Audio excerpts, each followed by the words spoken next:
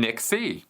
The other day, I was catching up on current events around Scientology, Scientology Money Project, the Underground Bunker, etc., and somewhere along the line found a reference to you being contacted by someone, supposedly in Australia, asking you all sorts of questions about the recent stabbing murder inside a Scientology org there. I am assuming it was a phishing expedition by Scientology, but I wonder what it was they were phishing for. What was their best case expectation, assuming you went along with the con? Any speculations?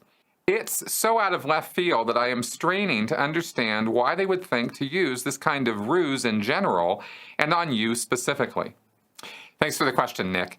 So, as I think probably most viewers of this show know, there was a stabbing murder of a person in Australia at a Scientology organization. Apparently, they were two security guard type people. One of them got stabbed and killed. The other one got stabbed. The kid who did it, and kid, I mean a young, I don't know his exact age, but he was the son of a Scientology parishioner there at the organization. I think she was in there doing her purification rundown, so she was sitting in the sauna, and he wanted to go see her, and they weren't going to let her, and something ensued, and people ended up dying. Tragic, absolutely tragic, and I didn't particularly comment on it on the time. I wasn't asked any questions about it particularly, but just to be, super clear, like I always am on this sort of thing, I, in no way, shape, or form, thought that was at all cool, acceptable, wonderful, good. It was none of those things. It was awful, tragic, and horrible, and I really, really wish it hadn't happened. But it did. And on the heels of that incident happening in Australia, nothing to do with me, nothing to do with anything, I got an email. And the email ostensibly was from a reporter. It was coming to my askchrisshelton@gmail.com email address. And it was asking me about the incident. It was asking me about who I had been in touch with about it. It was saying that I was being investigated. My name was coming up in connection with the investigation. Had asked me if I had contacted any barristers on my own behalf. So the whole tone and attitude of the email was, I'm now the subject of an investigation in Australia over this incident, and who have I been in touch with? Has anybody else, what did this person who had committed the murder, did he contact me?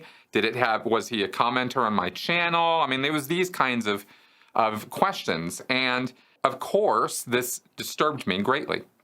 And that, I think, is what Scientology intended to do. There's no reason for me to imagine that this email came from anywhere other than the Church of Scientology via some proxy. I can't think of any reason that anyone would have to send me an email like that, if clearly phishing for information about me and any connection I might have to this person or anything having to do with the case. I just can't imagine why anybody else would take the time and effort to do that. And of course, we've had this email looked into and investigated and stuff, which means that somebody who was going to do this for real would, be somebody who would want to cover their tracks, which is what Scientology does when they send me emails. They've done it before. So I thought, well, all right. So I, took some various measures, talked to some people about this, and went, whoa, yeah, okay. This is probably from Scientology. This isn't real. My name did not come up in connection with the investigation. That was a total lie. I had nothing to do with it. So I then just ignored it, right? But then I sent it to Tony Ortega, and he published it on his blog, and that's how it came out. I think that what Scientology is really good at, with former Sea Org members especially, is altitude and authority and trying to scare the hell out of them, which is what the first intention of that email was.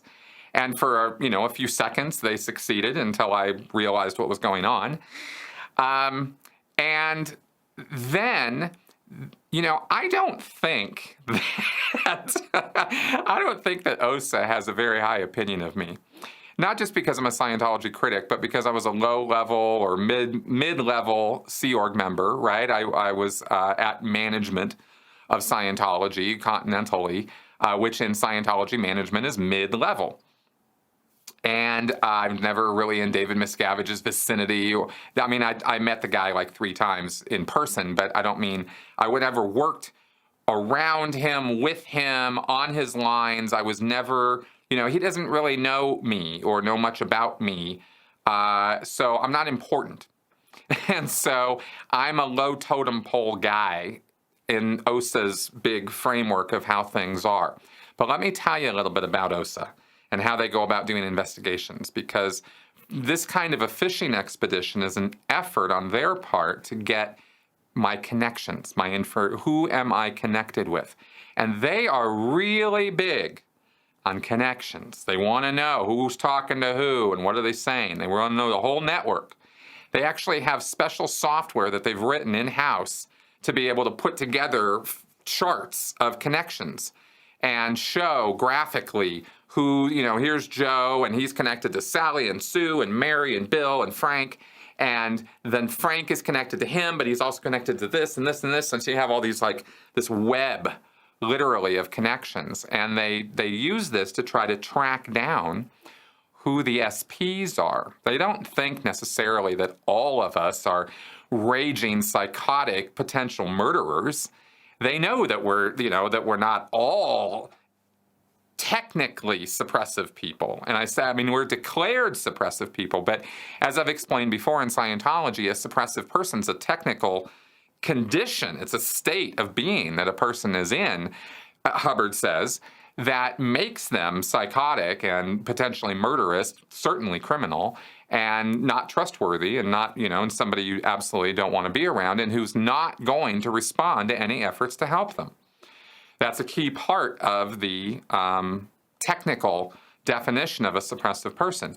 So they know we're not all those things, but they've labeled us suppressive people to get us off the church's lines and make sure we're not connected with anybody who's in the church. But if we are, or if there are people out there who are critical of Scientology, they want to know what the network is. They want to know who's friends with who and all that. Okay, so that email was an effort to get me talking about my connections and anything they can ever do to see who the connections are, which is why us critics on social media, actually kind of help them with that, because if they can get access to our friends list, then they put it into their computer program, and then they have that web of connections. And they think this is, really super important. And in some aspects of an investigation, it would be. And that's what they call it. And that's what they think they're doing, is they're investigating us and finding, the real evil people who are really trying to take down Scientology. I mean, these are people who actually, believe that, that Anonymous, when they were doing their protests back in 2008, were being paid by Big Pharma. So they, they'd be very interested in establishing exactly who in Big Pharma was the connection, right? But they just sort of, make this stuff up. But they do believe in these policies that tell them that this is important stuff, and this is how you should conduct an investigation, and this is how you find out who the ultimate bad guys are. And, a broken clock works twice a day, right? As my friend Dylan was saying in the podcast yesterday. So OSA can, stumble into finding the right bad guy, through these means, or sometimes they get lucky and they get a break or whatever, and they find the target of their investigation. So anyway, I just wanted to give a little bit of information about that in response to this question. Nick, thanks for asking me about that, and I hope that was illuminating.